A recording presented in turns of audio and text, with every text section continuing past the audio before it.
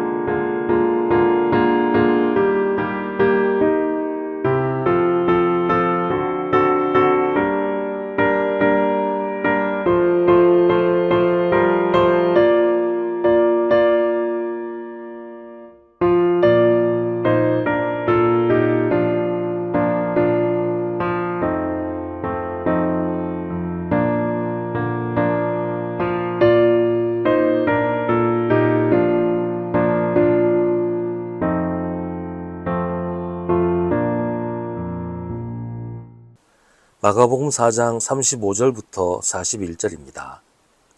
그날 저녁이 되었을 때 예수께서 제자들에게 말씀하셨다. 바다 저쪽으로 건너가자. 그래서 그들은 무리를 남겨두고 예수를 배에 계신 그대로 모시고 갔는데 다른 배들도 함께 따라갔다. 그런데 거센 바람이 일어나서 파도가 배 안으로 덮쳐 들어오므로 물이 배에 벌써 가득 찼다. 예수께서는 고물에서 베개를 베고 주무시고 계셨다. 제자들이 예수를 깨우며 말하였다.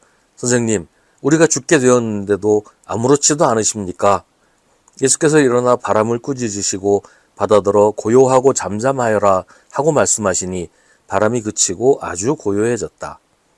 예수께서 그들에게 말씀하셨다. 왜들 무서워하느냐? 아직도 믿음이 없느냐? 그들은 큰 두려움에 사로잡혀서 서로 말하였다.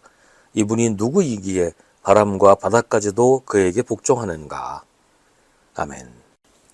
저녁이 되었을 때 예수님은 제자들에게 바다 저쪽으로 건너가자고 하십니다. 바다 저쪽이란 갈릴리 호수 건너편에 있는 이방인 지역을 말하는데 마가복음 5장에는 거라사 지방이라고 알려줍니다. 그런데 이 부분은 약간의 착오가 있는 것 같이 보여요. 거라사 지방은 바다 건너편이 아니라 내륙으로 한참 들어가야 나오는 지역이거든요. 마태복음에는 가다라 지방이라고 되어 있는데 가다라는 갈릴리 바다 건너편에 있습니다. 그곳이 어디든 간에 중요한 것은 이방인 지역이라는 거예요.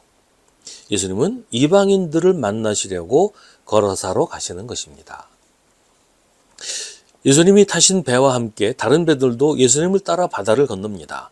그런데 거센 바람이 일어나서 파도가 배 안으로 밀려 들어오는 바람에 물이 배에 가득 찼습니다. 배가 심하게 요동치기도 했겠죠. 그런데 예수님은 배 안에서 주무시고 계셨습니다.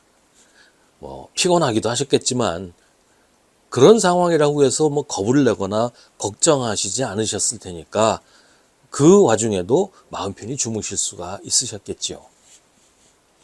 하지만 제자들은 아니었어요. 제자들은 두려워했습니다. 제자들 가운데는 갈릴리 바다에서 배를 타고 고기를 잡던 사람들이 여럿 있었어요. 근데 경력 있는 뱃사람이라고 해서 이런 상황이 두렵지 않은 것은 아니에요. 오히려 이런 일들을 여러 차례 겪어봤기 때문에 이게 얼마나 위험한 상황인지, 얼마나 두려운 일인지를 더 잘 알고 그래서 더 두려워했을 수도 있어요. 그래서 제자들은 예수님을 깨웁니다. 그러면서 하는 말이 선생님, 우리가 죽게 되었는데 아무렇지도 않으십니까? 라고 합니다. 두 가지 내용을 담고 있는 말이에요. 하나는 우리 모두가 그러니까 자기들과 함께 예수님도 죽게 되었다는 것이고 또 하나는 예수님은 우리가 모두 죽어도 상관없느냐. 그러니까 하나는 두려움이고 또 하나는 좀 원망 이런 거죠. 그런데 따지고 보면 예수님이 뭘 어떻게 하시겠어요? 제자들은 어부였고 예수님은 목수였어요.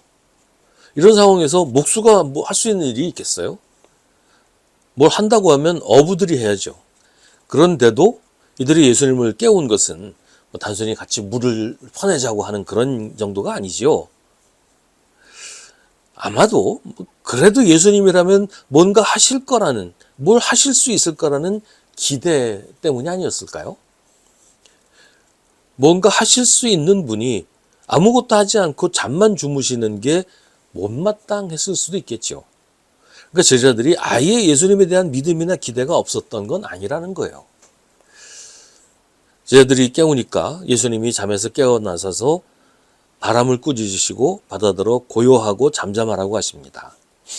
바람이나 바다가 인격체가 아니지만 예수님은 바람과 바다도 복종하게 하시는 권능이 있으셨습니다. 그런데 이걸 예수님의 초능력이라고 생각하면 안 돼요. 예수님은 초능력자가 아니라 우리와 같은 사람이었어요. 다만 철저하게 하나님을 신뢰하고 순종하셨던 분이었죠. 예수님이 바람과 바다를 잔잔하게 하신 것은 하나님의 능력이었습니다. 하나님이 주신 권능으로 하신 일이었습니다. 앞서서 병자들을 고치시고 귀신을 쫓아내신 것도 모두 하나님의 능력으로 하신 것이었어요. 하나님은 천지를 창조하신 창조주이시니 바람과 바다와 같은 피조물들이 하나님의 명령에 복종하는 게 당연했고, 이건 뒤집어서 말하면 바람과 바다를 창조하신 분이 하나님이시다라는 것을 알려주는 것이기도 해요. 아무튼 예수님의 명령을 듣고 바람이 그치니 바다는 고요해졌습니다. 그리고 예수님은 제자들에게 말씀하십니다. 왜들 무서워하느냐? 아직도 믿음이 없느냐? 아직도라는 말은 제자들에게 이미 믿음이 있어야 한다는 뜻이지요. 예수님의 그동안 하신 일들을 보았으면서도, 예수님의 권능을 알고 있으면서도 이미 믿음을 가졌어야 하는데 아직도 믿지 못하고 있다는 그런 얘기죠. 우리도 그렇잖아요. 우리도 예수님의 능력과 은혜를 경험하고서도 어려운 상황이 생기면 또 믿지 못하고 의심하고 불평하고 원망하니까요. 어쩌면 이 말씀은 예수님이 우리에게 하시는 말씀일 겁니다. 왜들 무서워하느냐? 아직도 믿음이 없느냐? 제자들은 이 모든 일들을 보고서 큰 두려움에 사로잡혀서 말합니다. 이분이 누구이기에 바람과 바다까지도 그에게 복종하는가? 그리고 이 질문에 대한 대답이 바로 다음 5장에 나옵니다.